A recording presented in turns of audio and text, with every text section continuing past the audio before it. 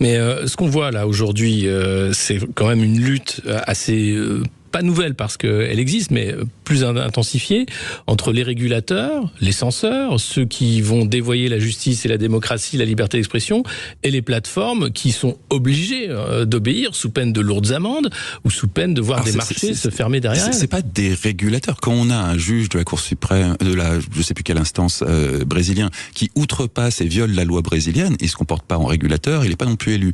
Thierry Breton. Mais il n'est pas inquiété aujourd'hui, le juge Alexander. Non, mais ça c'est la justice brésilienne, c'est leur problème.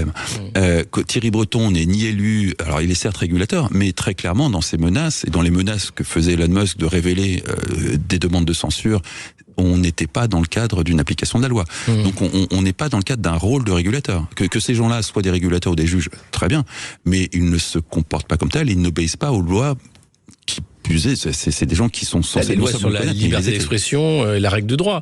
On a vu... mais ils outrepassent la règle de droit. Complètement. La censure de RT France, par exemple, qui était hors cadre de qui était également totalement hors cadre, mais qui avait le mérite d'être relativement claire et transparente. Là, on a des choses qui se passent sous le manteau. C'est-à-dire qu'on censure sans que le grand public soit au courant. RT News, tout le monde était au courant. On peut être pour ou contre cette interdiction, mais toujours est-il que c'était pas quelque chose fait en douce à l'insu de tout le monde. Là, on parle vraiment de choses qui sont faites derrière le dos, sans que qui que ce soit ne puisse en avoir conscience. C'est bien plus pervers comme censure.